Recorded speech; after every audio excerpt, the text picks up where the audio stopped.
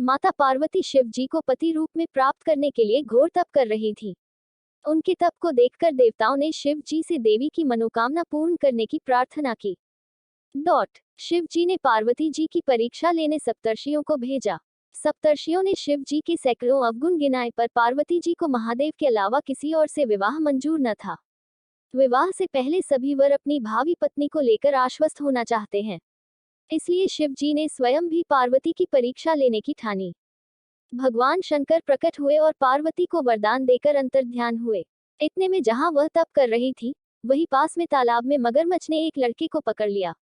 लड़का जान बचाने के लिए चिल्लाने लगा। पार्वती जी से उस बच्चे की चीख सुनी न गई। द्रवित हृदय होकर वह तालाब पर पहुंची। देखती है कि मगरमच्छ लड़के को तालाब के अंदर खींच कर ले जा रहा है। लड़के ने देवी को देखकर कहा, मेरी न तो माँ है, न बाप, न कोई मित्र। माता, आप मेरी रक्षा करें। पार्वती जी ने कहा, हे ग्राह, इस लड़के को छोड़ दो। मगरमच्छ बोला, दिन के छठे पहर में जो मुझे मिलता है, उसे अपना आहार समझकर स्वीकार करना मेरा नियम है। ब्रह्मदेव ने दिन के छठे पहर इस लड़के को भेजा है, मैं इसे क्यों छोड़ूं? पार्वती जी ने विनती की, तुम इसे छोड़ दो, बदले में तुम्हें जो चाहिए वह मुझसे कहो। मगरमच्छ बोला, एक ही शर्त पर मैं इसे छोड़ सकता हूँ। आपने तप करके महादेव से जो वरदान लिया, यदि उस तप का फल मुझे दे दोगी तो मैं इसे छोड़ दूंगा। पार्वती जी तैयार हो गईं। उन्होंने कहा, मैं अपने तप का फल तुम्हें देने को तैयार हूँ, लेकिन तुम इस बालक को छोड़ दो। मगरमच्छ ने समझाया, सोच लो देवी, जोश में आकर संकल्प मत करो। हजारों वर्षों तक जैसा तप किया है वह देवताओं के लिए भी संभव नहीं। उसका सारा फल इस बालक के प्राणों के बदले चला जाएगा। पार्वती जी ने कहा, मेरा निश्चय पक्का है, मैं तुम्हें अपने तप का फल देती हूँ, तुम इसका जीवन दे दो। मगरमच्छ ने पार्वती जी से तपादान करने का संकल्प करवाया। तप का दान होते ही मगरमच्छ का देह तेज से चमकने लगा। मगर बोला, हे पार्वती, देखो तप के प्रभाव से मैं तेजस्वी बन गया हूँ। तुमने जीवन भर की पूंजी एक बच्चे के लिए व्यर्थ कर दी। चाहो तो अपनी भूल सुधारने का एक मौका और दे सकता हूँ।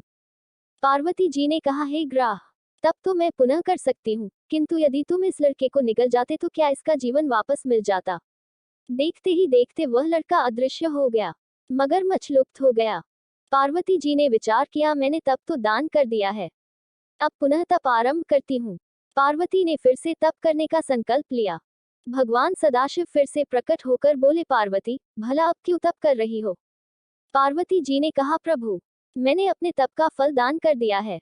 आपको पति रूप में पाने के संकल्प के लिए मैं फिर से वैसा ही घोर तप कर आपको प्रसन्न करूंगी। महादेव बोले, मगरमच्छ और लड़के दोनों रूपों में मैं ही था। तुम्हारा चित्त प्राणी मात्र में अपने सुख दुख का अनुभव करता है या नहीं, इसकी परीक्षा लेने को मैंने यह लीला रची। अनेक रूपों में दिखने वाला मैं एक ही एक हूँ।